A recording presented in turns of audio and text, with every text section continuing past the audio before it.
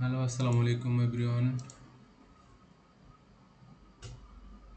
আলাপ থেকে এটা আমার প্রথম ভিডিও, যেটা আমার আজকে যেটা দিয়ে আজকে আমি আমার কথা শুরু করতেছি। হয়তো এটা চলবে নিয়মিত।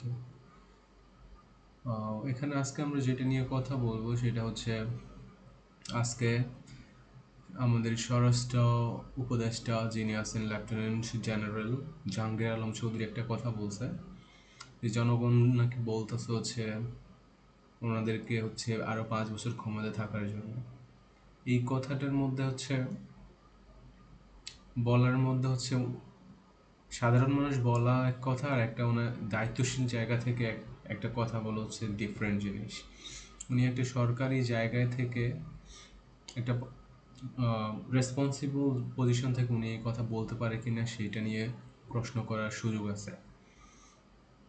আমরা সাধারণ মানুষ হিসেবে অনেক কিছুই বলতে পারি, উনি ওইরকম এটা বলতে পারেন কিনা ওইটা নিয়ে অবশ্যই কোশ্চেন করা উচিত। এখন কথা হচ্ছে ওনারা কি 5 বছর থাকতে পারেন কিনা।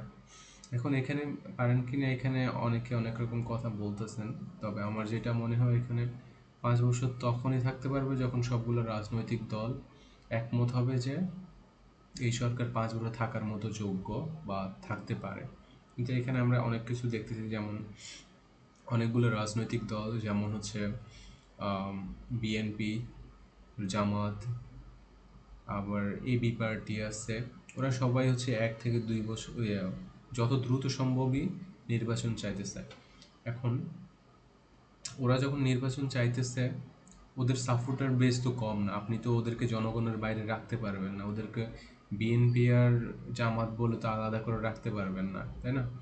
এই জন্য হচ্ছে এই যে ওরাও তো জনগণ। এখন ওই জনগণের ওই পার্টটা তো বলতেছে যে ওরা নির্বাচন চাচ্ছে।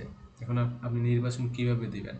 নির্বাচন দেওয়ার জন্য এখানে হচ্ছে আপনি দুইভাবে করতে পারেন। একটা হচ্ছে আপনি একটা গণভোট আয়োজন করতে পারেন, যেটা হচ্ছে এবি পার্টির ফুয়াদ আবদুল্লাহ বলেছেন। ব্যাপারটা আমার খারাপ লাগে না, ভালো লাগছে।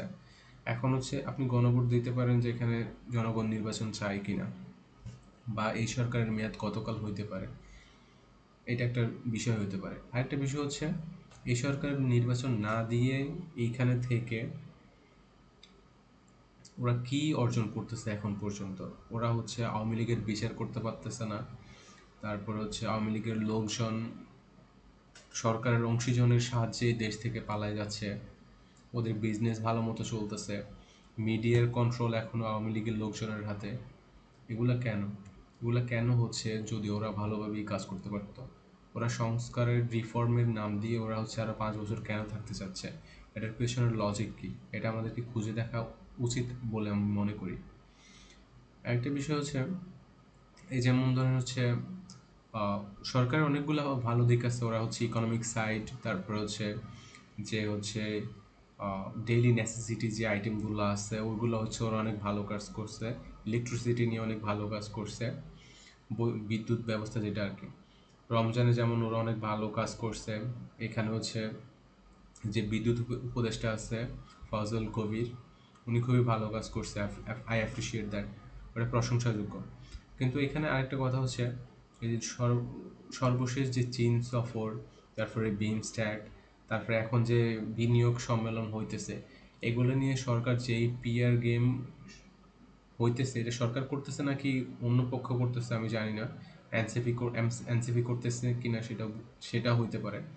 কিন্তু এখন এই যে এগুলো যে যেটা হয়েছে ওইটারে যদি আপনারা যদি হয়েছে যদি 10 পাওয়ার মতো একটা স্কোর, আপনি যদি ওইখানে যদি 90 দিয়ে দেন, ওইটা তো হচ্ছে আওয়ামী লীগ যেটা করে গেছে 15 বছর, আপনারা তো ওই দিকেই চলে যেতেছেন।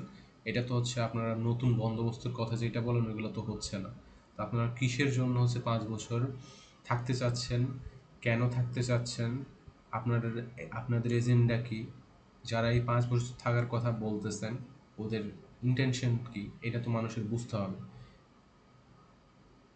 সুতরাং এই কোশ্চেনগুলোর আনসার চাওয়া, উত্তর দেওয়া এবং উত্তর চাওয়া দুইটাই হচ্ছে জরুরি। আশা করা যায় সরকার ঘনিষ্ঠ লোকজন এই আনসারগুলো দিবে। ধন্যবাদ। পরবর্তী ভিডিওয়ে হয়তো নতুন কোনো একটা টপিক নিয়ে আলোচনা করা যাবে।